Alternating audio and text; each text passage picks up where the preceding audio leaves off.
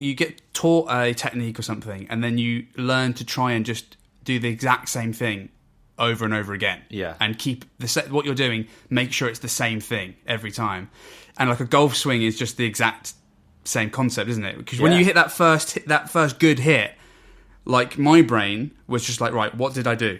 What was the motion? And then I try and recreate it as close as I can. Yeah. And I felt like once I found that swing, I was definitely more consistent. Once I found that swing that was a bit more sort of going straight and what I wanted, I could sort of recreate it. And I felt like that was because I've been doing that my whole life with drums.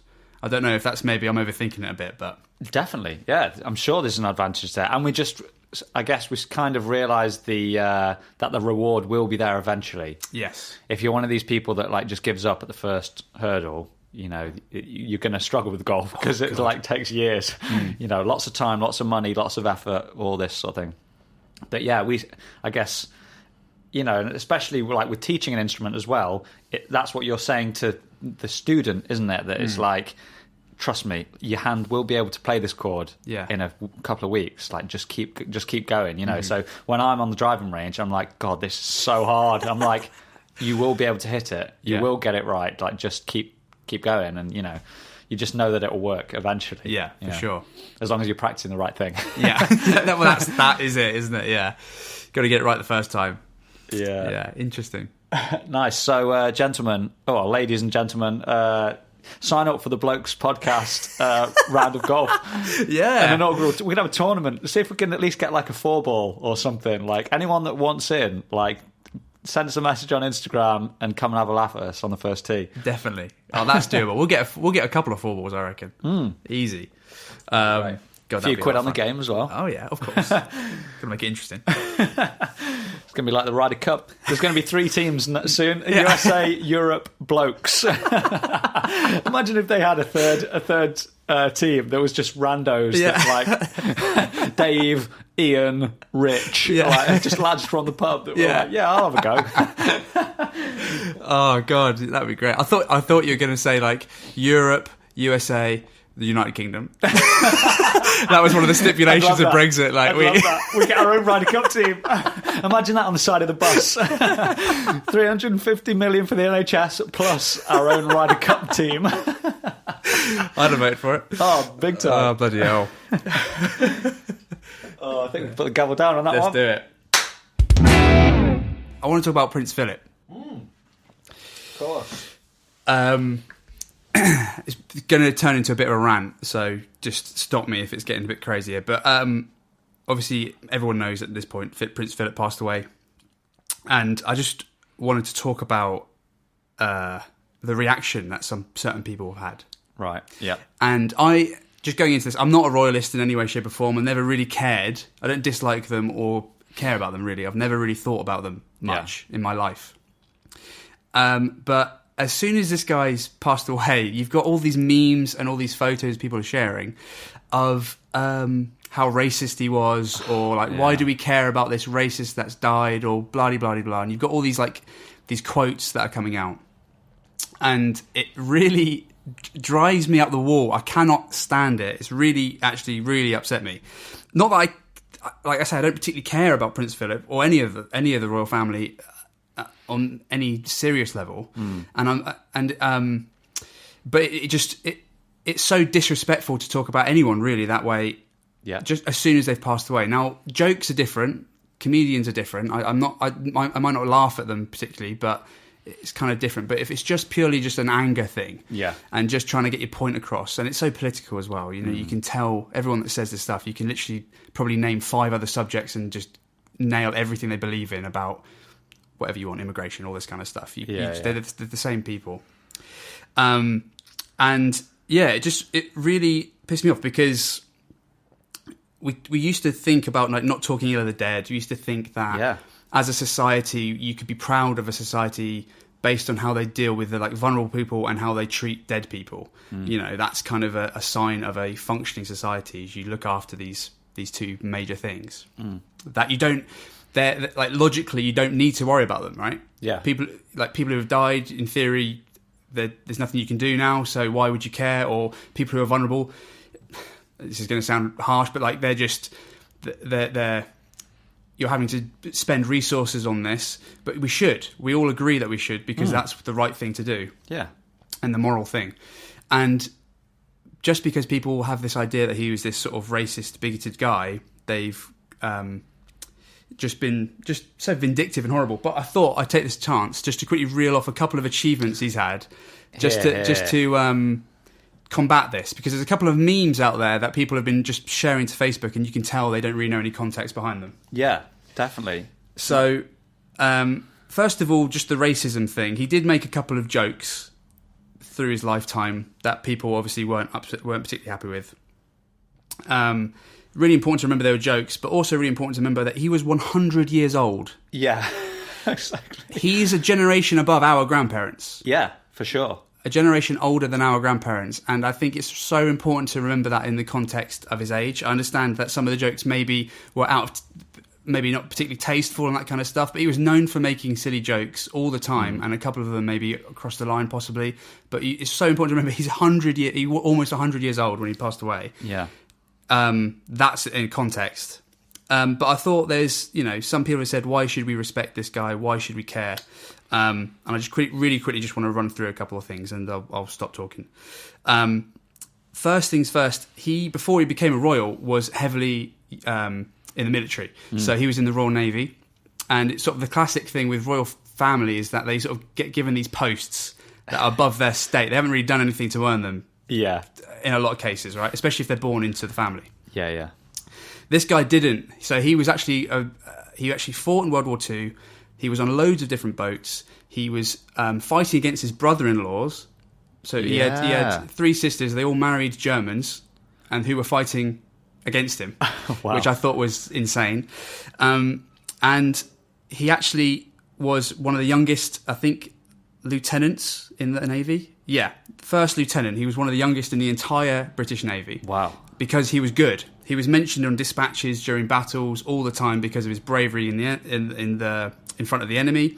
And one of the major things, which I'll finish on now, was that he actually saved one of the boats that he was in charge of. He basically put a flotilla out with smoke bombs on them, floated it away from the boat during a night bombing raid, and the bombers went after the flotilla and not his boat.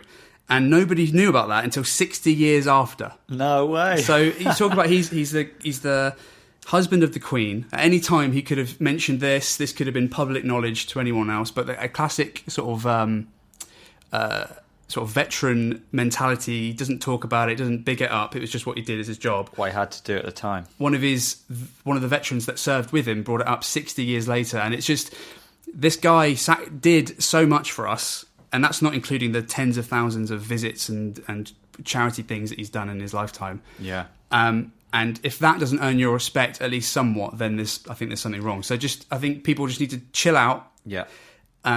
Don't be so quick to jump on just because someone's famous, their death, as and try and just bring out all the negative sides of things. People aren't easy to encapsulate like that, and just I don't know, it just really, really bugged me, and I thought I wanted to say it. I know it's not very funny or anything, but I just thought I wanted to bring it up, so I'll stop there. I couldn't be more with you. Yeah, I think, listen, if one doesn't like someone, just keep your mouth shut. You cannot like someone as much as you like inside your own house, your own head, with your own friends. Keep your mouth shut, basically. If you've not got, basically the old saying is, if you've not got anything nice to say, don't say anything at all.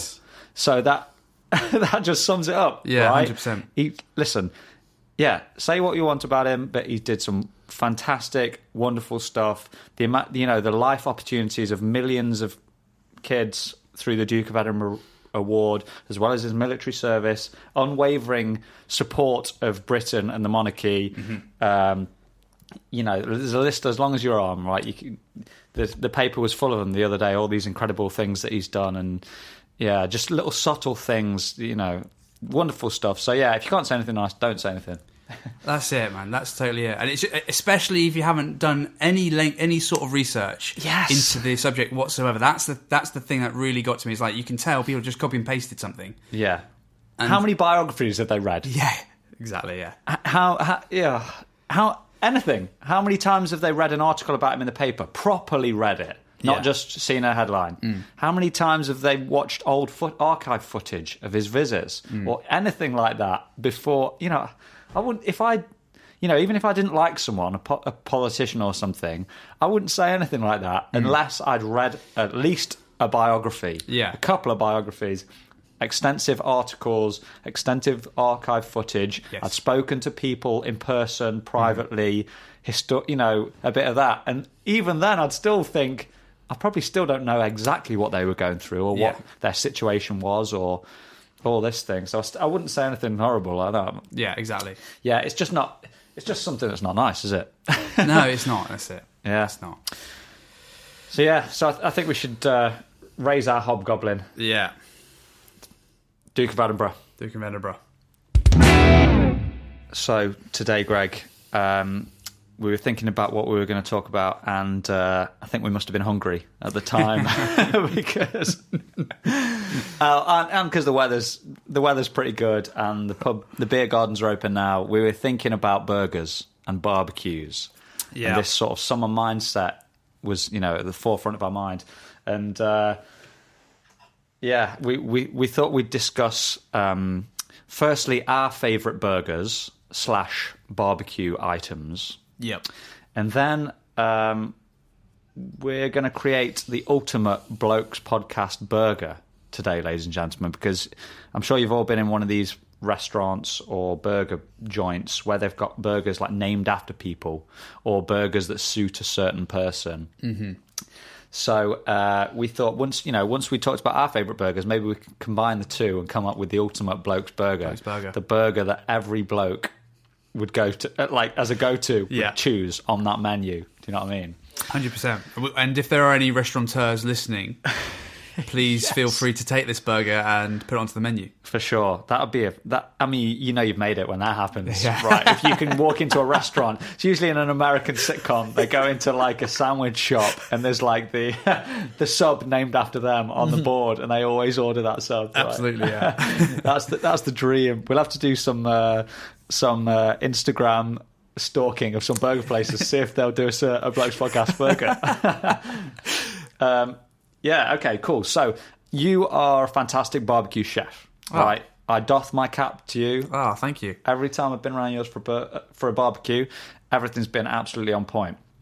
So run us through your burger regime, okay? So if this is the ultimate Greg burger, so we've got the Blokes podcast one at the top, then we've got the Greg, second one down. I love it, yes. What are you doing? Run me through your burger preparation. So it's pretty simple. First of all, I make my own burgers for the barbecue, which it's so easy, and first of all it saves you money because they charge you through the nose for these pre-made burgers anyway. But they taste better, they cook better. It's just you can customize it to your own sort of taste as well. It's perfect. So you want to get yourself 50-50 beef pork, as much fat as you can. So you know how they sort of got percentage of fat on them sometimes. Yeah. Go for the fat one. That's where the flavour is. Fat tastes good. That's where a lot of people fall down. They fall down there straight away. Too lean. Far too lean. And first of all, your burger won't stick together. So if that's the case, add an egg to it. Just heads up. But if you shouldn't need to necessarily, if you've got enough fat in there. Season it with whatever you want. And then this is where the customization comes in. You can make it spicy. You can add maybe some Worcester sauce or something. You can do whatever you like. Oh, yeah. I tend to keep it simple nowadays. I will chop up a bit of an onion and put that in there as well. Nice. Any garlic? Yeah, so I season pretty much any meat that I cook on the barbecue that isn't being like marinated or anything will be salt, pepper, garlic powder. Nice. They're the three. I've tried fresh garlic, but most of the time when I cook with fresh garlic on a barbecue or something like that, it just gets lost. I don't know why. It can burn as well, right? And it can burn, exactly. So just garlic powder just puts the flavour straight into it. So that's tends to be how I go with that. And then just last tip as well, put a divot in your patty. So when you make a patty, make it a circular patty, then put your thumb in the middle. And it will stop basically the burger becoming like a sphere.